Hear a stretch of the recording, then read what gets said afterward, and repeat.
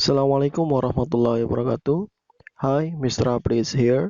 I hope all of you are fine today and ready to learn English again. Selamat datang kembali dengan pembelajaran bahasa Inggris online. Di video kali ini kami akan melanjutkan pembelajaran kita selanjutnya, yaitu masih seputar reading. Reading New Concept LG Alexander Chapter 3. Please send me a card. Tolong kirimi aku sebuah kartu. Mudah-mudahan video-video pembelajaran sebelumnya sudah kalian pahami dengan baik, dan mari kita lanjutkan pembelajaran kita selanjutnya, yaitu ke chapter 3 atau bab 3, Please send me a card. To the point directly, langsung pada intinya. Let's check it out. Okay, I would like to read this text first. Saya akan membacakan teks tersebut terlebih dahulu. Please listen and repeat. Please send me a card. Postcards always spoil my holidays. Last summer, I went to Italy. I visited museums and sat in public gardens. A friendly waiter taught me a few words of Italian. Then he lent me a book. I read a few lines, but I did not understand a word. Every day I thought about postcards. My holidays passed quickly, but I did not send any cards to my friend. On the last day, I made a big decision. I got up early and bought 37 cards. I spent the whole day in my room, but I did not write a single card. Please send me a card. Tolong kirimi aku sebuah kartu. Postcards always spoil my holidays. Kartu-kartu pos selalu mengganggu liburanku. Last summer, musim panas lalu, I went to Italy. Saya pergi ke Italia. I visited museums and sat in public gardens. Saya mengunjungi museum-museum dan duduk di taman-taman umum. A friendly waiter taught me a few words of Italian. Seorang pelayan yang ramah taught me mengajari aku beberapa kata bahasa Italia. Then he lent me a book. Kemudian dia meminjamiku sebuah buku. I read a few lines. Saya membaca beberapa baris. But I did not understand a word. Tetapi saya tidak memahami, tidak mengerti sebuah kata. Every day I thought about postcard. Setiap hari saya memikirkan tentang kartu pos. My holidays passed quickly. Liburanku berlalu dengan cepat. But I did not send any cards to my friend. Tetapi saya tidak mengirim beberapa kartu ke teman-temanku.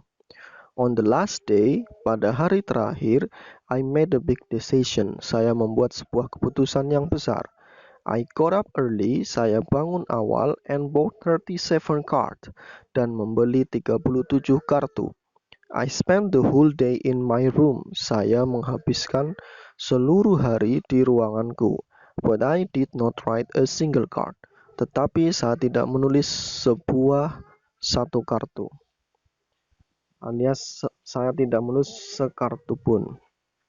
Oke, silakan kalian baca ulang chapter 3, Please send me a card, dan artikan kalimat demi kalimat. Baiklah, saya lanjutkan pembelajaran kita, yaitu tentang vocabulary. Listen and repeat. Spoil, mengganggu. Summer, musim panas. Winter, musim dingin. Autumn or fall, musim gugur. Spring, musim semi.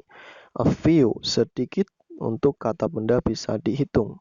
A little, sedikit, untuk kata benda tidak bisa dihitung. Some, beberapa. Borrow, meminjam. Lend, meminjami. Send, mengirim. Sand, pasir. Decision, keputusan. Whole, seluruh. Wholly, seluruhnya atau sepenuhnya. Oke, saya lanjutkan ke grammar review. Di sini saya akan bahas perbedaan antara a few dan a little. A few alias sedikit terkadang diartikan beberapa, digunakan untuk kata benda bisa dihitung atau bahasa Inggrisnya yaitu countable noun. Example, a few books. Sedikit buku, a few chairs, sedikit kursi, a few students, sedikit siswa, a few pencils, sedikit pensil, a few lines, sedikit baris, a few boys, sedikit anak laki-laki. Example, a few students are sick, sedikit siswa sakit, atau juga diartikan beberapa siswa sakit.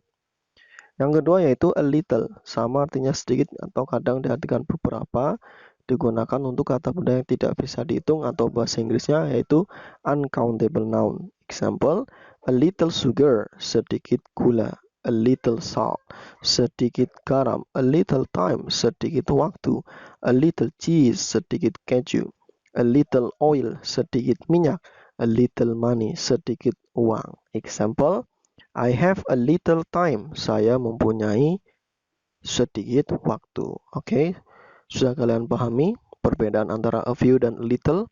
A few diikuti kata benda yang bisa dihitung, kemudian a little diikuti kata benda tidak bisa dihitung. Setelah a few, kata benda harus dalam bentuk jamak. Oke, mudah-mudahan kalian bisa memahami dan bisa kalian terapkan di setiap kalian menemukan atau menggunakan kata a few dan a little. Grammar review yang terakhir yaitu direct and indirect object, alias objek langsung dan objek tidak langsung. Dalam bahasa Inggris terdapat dua objek, yang pertama objek langsung dan yang kedua adalah objek tidak langsung. Contoh di sini, contoh sederhananya saja, you lend me a book, kamu meminjami aku sebuah buku.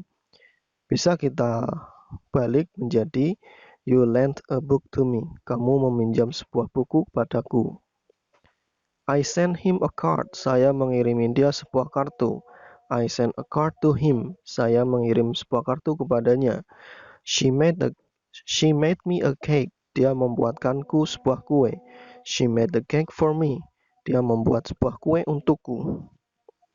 He bought her a gift, dia membelikan dia perempuan sebuah hadiah. He bought a gift for her, dia laki-laki membelikan sebuah hadiah untuk dia perempuan. Silakan kalian pahami lagi perbedaan antara direct and indirect object dalam sebuah kalimat, tetapi tidak semua predikat atau verb memiliki direct and indirect object. Hanya kata kerja tertentu saja yang bisa memiliki dua objek, yaitu objek langsung dan objek tidak langsung. Oke, demikian pembelajaran di hari ini. Semoga bermanfaat buat meningkatkan kemampuan bahasa Inggris kalian. Meskipun ini masih sangat sederhana, materi yang sangat sederhana, tetapi materi ini sangat membantu sekali buat para pemula untuk meningkatkan skill atau kemampuan bahasa Inggrisnya. Jadi hal yang sederhana ini bisa kalian lakukan setiap saat, karena bagi saya belajar bahasa Inggris itu mulailah dari hal-hal yang simple alias sederhana. Oke, practice make perfect, praktek membuat sempurna. Semakin banyak praktek, semakin bagus bahasa Inggris kalian. And the last I say, assalamualaikum warahmatullahi wabarakatuh.